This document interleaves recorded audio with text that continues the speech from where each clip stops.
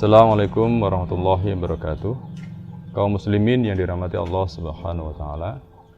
Suatu ketika Rasulullah sallallahu alaihi wasallam pernah merasa sedih, pernah merasa kecewa. Apa yang menyebabkan Rasulullah sedih dan apa yang menyebabkan Rasulullah kecewa? Tidak lain adalah karena sikap umatnya terhadap Al-Quran. Kesedihan dan kekecewaan Rasulullah sallallahu alaihi wasallam ini diabadikan oleh Allah Subhanahu wa taala di dalam surah Al-Furqan ayat yang ke-30. A'udzu minasyaitonir rajim. Bismillahirrahmanirrahim.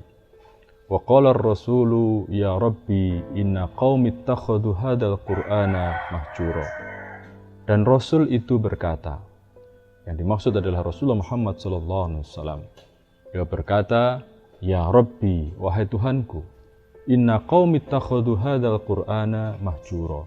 Sesungguhnya kaumku telah menjadikan Al-Quran ini sebagai kitab yang diabaikan. Kaum muslimin yang dirahmati Allah Subhanahu wa taala, Al-Quran adalah anugerah Allah Subhanahu wa taala yang terbaik. Di dalam surah Yunus ayat 58, Allah sebutkan bahwasanya Al-Quran itu adalah khairum mimma yajma'un. Lebih baik dibandingkan dengan apa saja yang mereka kumpulkan. Dibandingkan dengan harta yang kita miliki, sebanyak apapun harta yang kita miliki, uang 1 miliar, uang 1 triliun, dan seterusnya, maka sebenarnya masih lebih tinggi nilai Al-Quran. Karena itu ketika Al-Quran yang sangat tinggi nilainya ini diabaikan oleh umatnya, maka pantas kalau Rasulullah SAW merasa sangat sedih dan kecewa. Lalu apa yang dimaksud dengan mengabaikan Al-Quran? Syekhul Islam Ibnu Taimiyah pernah mengatakan ada 3 golongan orang yang mengabaikan Al-Quran itu.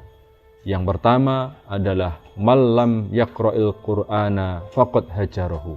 Siapa yang tidak membaca Al-Quran faqad hajarahu, maka dia telah mengabaikan Al-Quran. Kemudian yang kedua, waman qara'al Qur'an walam yatadabbar ma'anihi faqad hajarahu. Siapa yang sudah mau membaca Al-Quran tetapi tidak mau merenungi, mengkaji isi kandungannya, maka dia telah mengabaikan Al-Quran. Dan yang ketiga, kata Ibnu Taimiyah, man qara'ahu wa yatadabbarahu walam ya'mal bima fihi faqad hajarahu. Siapa yang sudah mau membaca Al-Quran, siapa yang sudah mau mentadaburi, merenungi, mengkaji isi kandungannya, tetapi tidak mau mengamalkannya, maka dia termasuk orang-orang yang mengabaikan Al-Quran. Karena itu, kaum muslimin yang dirahmati Allah Subhanahu wa taala, tidak ada jalan bagi kita sekalian terhadap Al-Quran, pemberian Allah Subhanahu wa taala yang terbaik ini, kecuali kita harus sering membacanya.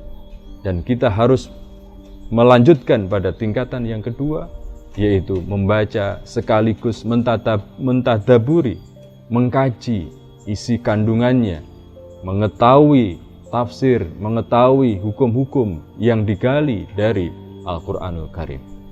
Kemudian yang ketiga, kita mengamalkannya di dalam kehidupan kita, baik dalam kehidupan rumah tangga, maupun juga kehidupan bermasyarakat, kehidupan bernegara, sebagaimana yang dicontohkan oleh Rasulullah Muhammad SAW. Dengan itu semua, maka Allah Subhanahu wa taala akan memberikan kepada kita anugerah-anugerah yang jauh lebih baik lagi dibandingkan dengan yang telah kita rasakan selama ini. Wassalamualaikum warahmatullahi wabarakatuh.